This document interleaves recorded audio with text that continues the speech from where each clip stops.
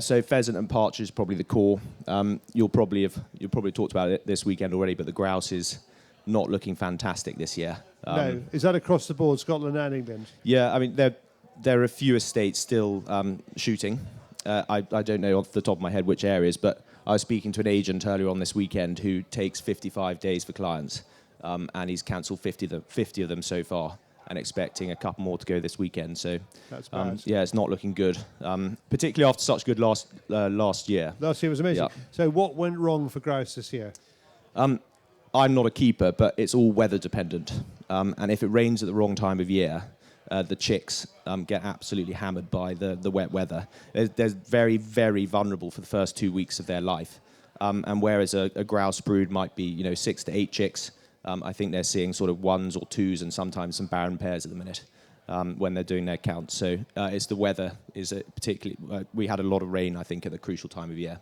So they need to keep the broods, they need to keep the numbers at a level so they'll get enough for next year. Yep. Yeah, exactly. It's not just the grouse, though. I mean, Gemma, who works at Guns on Pegs, was up on a grouse moor looking at lapwing chicks and curlew chicks and that sort of thing. When one of the team was there last year, the moor was absolutely heaving with wildlife. And so it's not just the grouse that suffer from this weather. All of the other wildlife that we see on the moors, their brood sizes are down as well because of the rain. So, the lapwings and the curlews on grouse moors have got the advantage of predator control, so they have a kind of running start, don't they? But you're saying if the rain lands on them, that's it. Yeah, and it's to do with so grouse chicks eat insects, and then when grouse get to a particular age, they move over to eating the young heather shoots.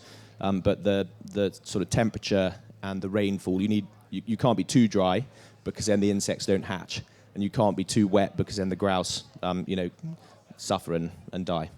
Now, Guns on Pegs has done some research recently. So tell me about that. What did you ask and what have you found out? So a bit of background. The game shooting census and shoot owner censuses we've been running since 2013. Lysits insurance brokers are our partners on that. And we work with all of the organisations to survey the game sector. It's the longest running census, annual census, and it's the biggest annual census in the shooting world. And being a tech business, we are incredibly data-driven, and we spend a lot of time looking at trends in the shooting world, how the shooting world's changing. So we ran the census this year. Some of you might have filled it in, but we sent it out at the beginning of July and had a record response. So it's a really cool piece of work. We have a huge amount of data. It's just a case of trawling through it, Charlie, and spotting the trends. Right. So what are those trends? We ask all sorts of things. We ask people. We start to find out a bit about the sort of age profile and where the people who fill in the census live, where they do their shooting, what sort of size bags they shoot, what they enjoy shooting. We ask some silly questions. We ask them what the name of their dogs are, how many dogs they keep, what their favourite fine on a syndicate is, how much your syndicate fines you if you shoot a white pheasant, for example, all those sorts of questions. But the ones that we've been looking at as a priority are price of birds, pheasant and partridge, bag sizes, and then guns appetite for spending on driven shooting this year, or all types of shooting this year. Well, let's start with price of birds, because that's people are always interested that's the in key that. one, yeah. Okay, so just describe what prices of birds have done over the last few years and where are they now? Yeah, so we've had a rocky few years with COVID and bird flu.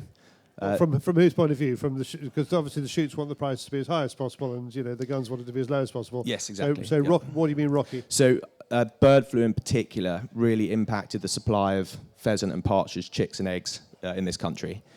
So a poult price, when I started working at Guns on Pegs 7-8 years ago, would have been around about £4, £3.95 to probably £4.25, something like that. And the bird flu, the shortage of birds in bird flu made that poult price rocket. Some people were spending sort of £16 a poult. I know that's an outlier. We heard over 20 for, wasn't that? Well, somebody said there was an auction where it was £48 or something, but then yes. Somebody said that didn't actually happen. I think someone bid on it in the pub after a few drinks. Right, okay. But serious prices of poults. And poults as an input cost, if you're shooting a return of 33%, for every extra pound you spend on a poult as a shoot, that's going to cost the gun £3 because you're shooting a third of the birds. So an increase of poult prices of £4 or £5 meant the shoots were having to charge sort of £10-12 more than they, or should have been charging £10 or £12 more than they were. So prices of pheasants, which is a good indicator of the rest of the game birds. 3 years ago, £45, £45.50 average for a pheasant across the country, ex-VAT. Last year, the average price was £49.30, I think. Yes, £49.30. Just under £50. Just under £50. Bird. So it's interesting, actually, last year. We asked 2 questions. We asked them, what did you charge for a pheasant last year? And what do you want to charge for a pheasant this year? Now, last year, the shoot said we want to charge £50.50 when we asked them in June, July. And when we asked them this year, what did you actually get for a pheasant? It was £49.30. So because not far off then, actually. Well, yes, not far off, but you would have thought in June most of the shooting would have been sold, June, July. So you would have thought that price would be pretty steady. Oh, no, but you lot always complain about the fact that, that people book their shooting in October, Yeah. So we are pretty rubbish as shooters. Most of what we shoot we don't know about until a month before. Yeah, no, that's interesting. Yeah, absolutely. But because of the availability of shooting last year in particular, I don't. The shoots weren't able to get the price that they wanted. So £49.30 last year, and then this year, guns intend to charge £49.33 on average for a pheasant. So it's actually dipped slightly, very, very slightly. Come down from their intentions, but I think they're more likely to get an average of £49.33 this year than they were. Last year they wanted £50.50, and they got £49.30. This year they want £49.33, and I think they'll probably get closer to that. Now, that's an average, and it represents a range, which might be, say, 40 to 60. So what kind of shoot is charging £60 a bird? Yes, the most expensive shoot we surveyed is charging over £100 a bird. No. Yep. Well, I'm not going to tell you where it is. Okay, but give me an example. Basically, do you have to have guns made of gold or something like that? You've got to have something unique. So it's not just about the shooting when you're paying that sort of money. You're probably shooting at a household name estate with probably a castle, very high birds. Do they have to throw a duke at you, or at least That's an earl? exactly right. Yeah, really? yeah. Okay. So it's the people that sell the shooting, not the member of royal family. What would that give you? £150 a bird. Minor member. I'd pay 100. Yeah, no. 150. You pay 150 a bird for Zara Phillips, for example. No, to shoot with King Charles, I would. Yeah. Okay. Oh, that's £500 a bird. I'm afraid. Yeah. Sorry about that. Okay. So that's pheasant. That's partridge as well, I guess. Yeah. Yeah. Partridge are typically about £1, £2 less expensive than pheasants. Okay. Real value then. And grouse. Where are we on grouse? I can't give you an answer on grouse. So the intention this year was to charge 50% more than they charged last year, but because of the shortage of grouse shooting, I just don't think people really knew where they were when we surveyed them in the beginning of July, and it's so dependent on whether you're able to shoot or not. Last year there was a huge amount of grouse shooting, and you could get a pretty good fixed rate grouse day at the end of the season. Well, give me an example of pricing. So a couple of years ago, it would be £180 a brace. A few years ago, £180 a brace. 3 years ago or so, it ticked over £200 a brace. And last year would have been £240 a brace. £240 a brace? But then typically, towards the end of the season, you'd be looking at some of those fixed rate days. You get a really good deal. So you're paying for the day, not paying for the bag at the end of the season. And so if you no overages type thing.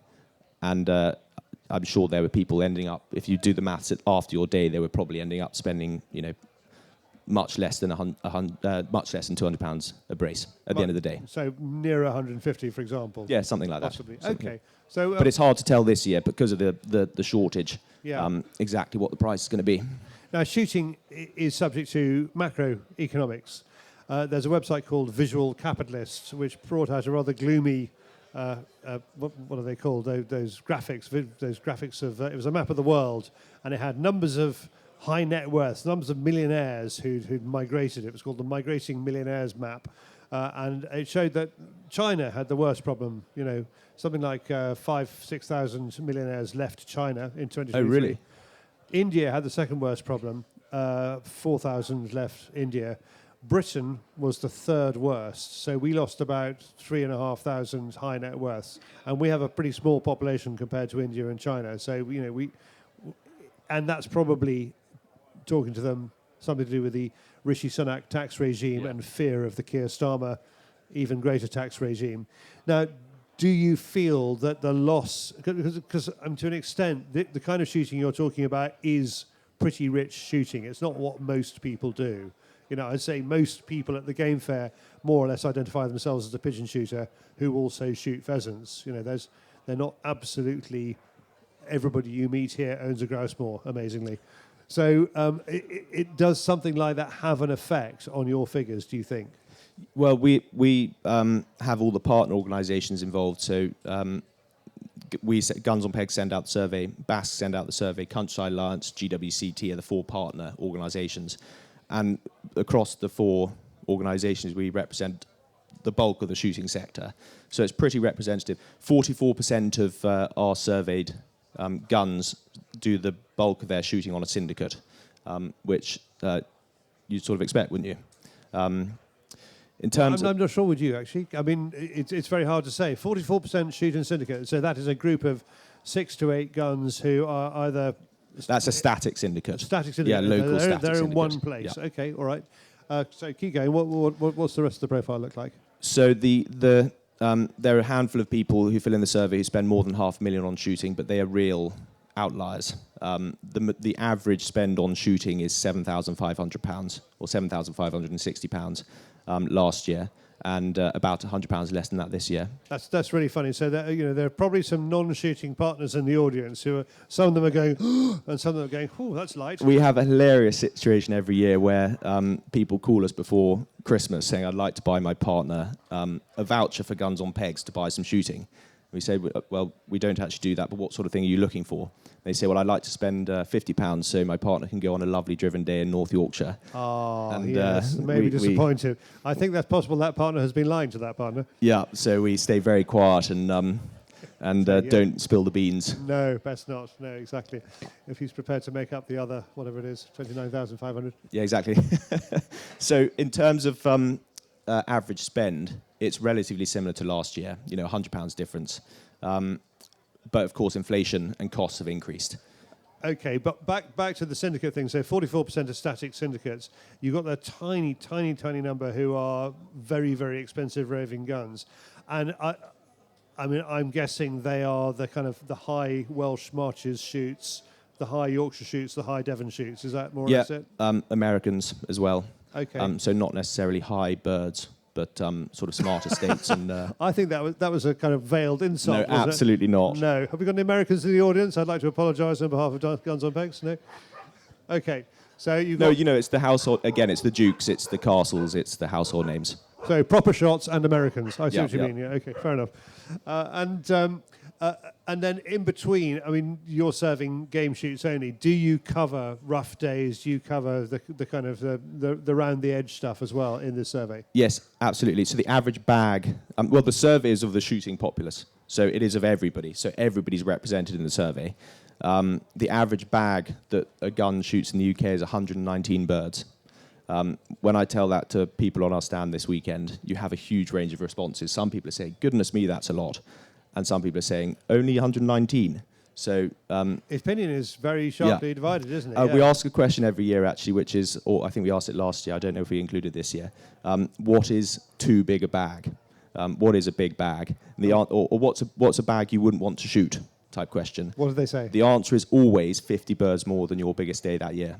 Really? So if you shoot a 300 bird day, then a bag that's too big for you is a 350.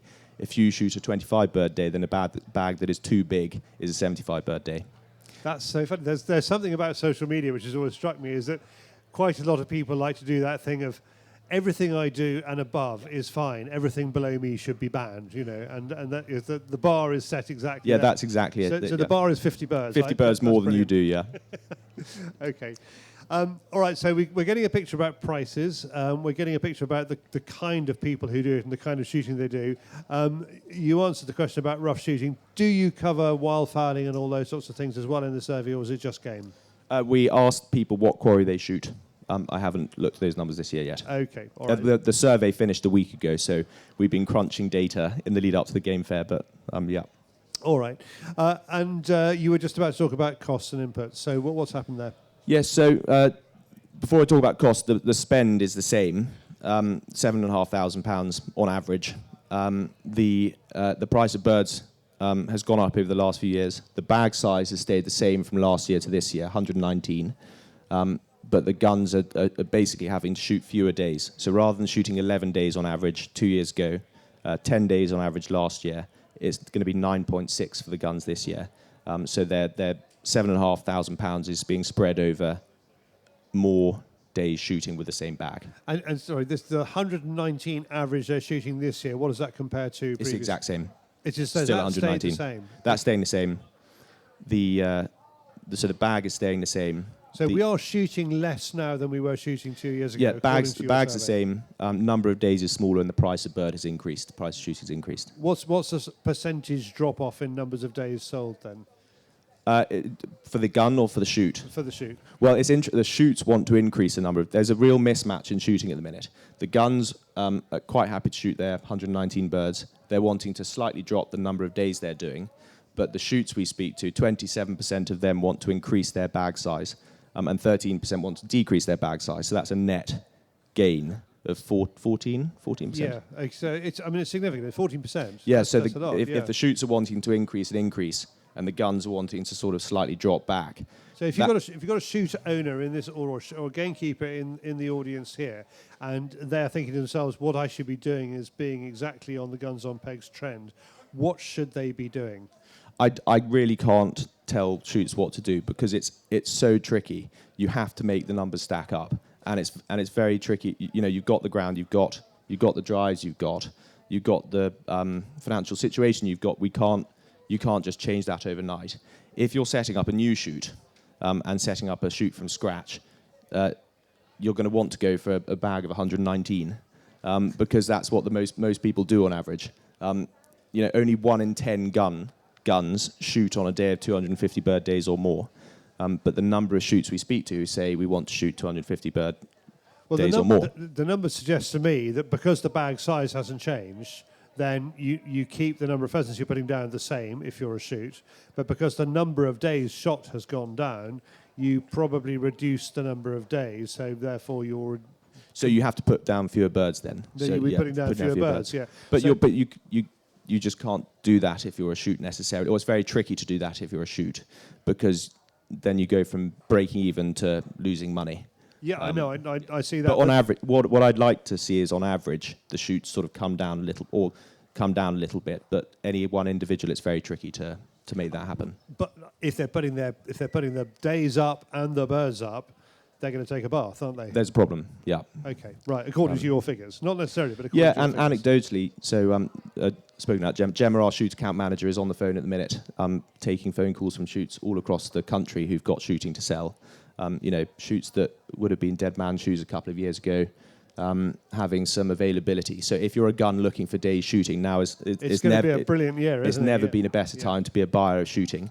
2017, 18, 19, the guns were setting. Yes. The shoots were setting the agenda. Yeah, yes. Now very much the guns are setting the agenda. So if you're still looking for shooting, get onto Guns on Pegs, and there's a huge range of some really quite special places of various different bag sizes that have never been advertised before. Yes, I've been getting calls from shoots saying more or less the same thing.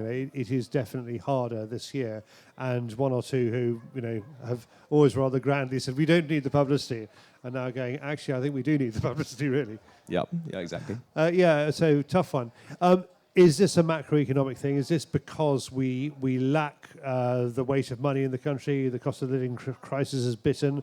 I don't imagine people who are affected very badly by the cost of living crisis have all been traditional guns on pegs users, or have they? Is that unfair to say? We've got 600,000 users. So there's bound to be a few. So we really do represent everybody. In terms of the shoots on Guns on Pegs, is very representative of shooting as a whole. We're not just driven days. We're not just the big spenders. We've got everything. What we find is when a shoot comes on to sell in a 100 bird day or a 50 bird rough day, it will be snapped up in minutes. or Really? days. There's a big market for that. So if you were to search through guns on pegs at the minute, you'd probably find bag size to be slightly higher. The reason for that is not because the smaller shoots aren't advertising, it's because when they do advertise, it sells. So the stuff that's left is the stuff that people don't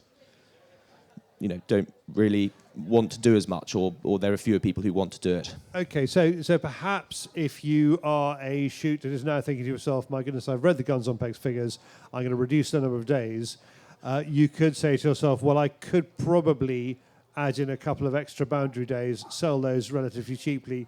The input cost for a boundary day is relatively low, although you won't make as much money out of it as you would out of a proper driven day.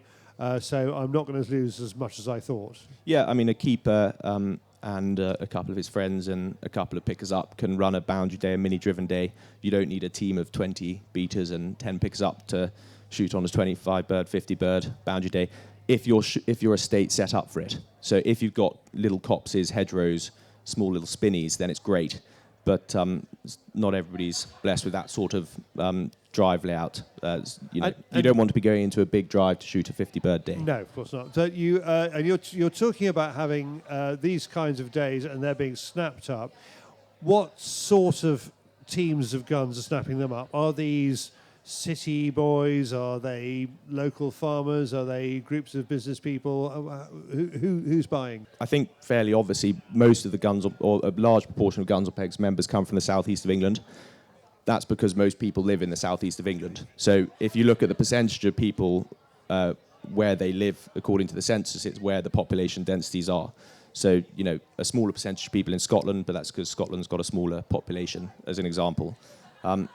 So there are people shooting all over the country and from all different parts of the country. The city boys, I think it's become trickier for people to buy day shooting for corporate entertainment. Well, they have a limit now on the amount of entertainment they can do, which must make life very, very difficult indeed. I mean, I can't remember what the number is, but they're not allowed to exceed a certain amount of pounds, are they? Yeah, that's right. So corporate entertainment has certainly sort of come back a little bit, but the people who were introduced to shooting through that sort of way in are still loving their shooting, still doing it. But you're not going to get a bank taking their clients out for 10 days shooting this year. We've seen, I sound like I'm absolutely nuts about numbers. They just happen to crop up in my life a lot. But we've seen a even slight dip in the number of shotgun certificates this year, according to the government figures, which has probably got quite a lot to do with the fact that the police have been grabbing them back quite heavily. Has that had an effect on your market at all? We don't, in terms of the Guns on Pegs stats. Are there fewer people? Are there fewer people in your our group? Traffic's growing. Okay, so traffic's growing. Yeah, we're still growing. So that. Okay, and then the next thing is, of course, if at a time when it's getting tighter, industries start to talk about added value. They talk about different things. I have heard the words Species Day used here quite a lot this year at the game fair. So people talking about selling a very, very low level day, but a great fun day where you're going to go after, grouse, partridge, pheasant, squirrel, crow, something like that. Yeah, I couldn't agree more. That's what we all enjoy, or most of us. Loads of us enjoy it. As a Guns on Pegs team, that's what we've grown up doing, really. So that's what we really love. Reverting to childhood is a good way of adding value. Absolutely, is it? yeah. All right. But I mean, are there other ways of adding value? I've got a friend in Scotland. It's deer stalking, but he's now offering a stalk to fork package. You need not have stalked before, but you could fly up to Scotland. You stay with him. He puts you and a friend or two friends up, and he'll take you all out, and then he gives you what you've shot, all packaged, butchered, packaged up nicely to take home and put in your freezer. So you get a great fun weekend, and you fill your freezer. So yeah, shooting trips are exceptional value for money. Going for 2 or 3 days to spend 2 or 3 days in an estate, you get to enjoy several nights with your friends and having a nice drink together and some food. You don't have to shoot. You can shoot a smallish driven day one day. You can flight some wildfowl in the evening. You can have a rough species day another day, and actually, it's great value for money. It is great value for money. I suppose I'm asking you to look into your crystal ball and saying, is this going to start? Are we going to see more and more of this, or not? Well, what do your figures suggest? I hope, yes, I think so. I think anecdotally people are talking about different ways to make it. Hospitality was a really big one sort of 10, 15 years ago. The hospitality has changed a huge amount in the last 20 years. In what way? Champagne out of crystal glasses, or even, sort of at our shoot at home, we, have a slightly nicer 11s than we did a few years ago because we don't shoot any birds, so they have to come for some reason. I was going to say, so Digby lives in Cornwall, so the rest of the country is drinking champagne. They're getting slightly nicer 11s. Yeah, like that. Yeah, exactly. A sausage roll if you're lucky. Yeah, welcome to Cornwall. But I mean, I really think people are trying to differentiate themselves in a shoot's perspective, and hospitality was one of the ways that they did that over the last 20 years. I think people is really important. Guns buy shooting for the people who host them. You can have the best shoot in the country, topography-wise and quality of birds-wise, but if people don't like you, they're not going to come back. And similarly, you can have an absolutely, terrible shoot, like mine at home, but we hope that they come back because they can spend time with, family and friends or whatever. There was a brilliant moment about 10 years ago when the Scottish Government decided that Scottish gamekeepers and stalkers and gillies were just too grumpy to deal with the tourists they wanted, and so they started sending them on charm courses. I thought that was marvelous. Yeah, but sometimes grumpy's fun. We all know the gillies and the stalkers who we just absolutely love because they're miserable, and they give you a good laugh. But I think people buy shooting for people. So when we're chatting to shoots, we're saying it's really important you know your guns, because your guns will come back if they like you and they sort of feel like you know them and they know you.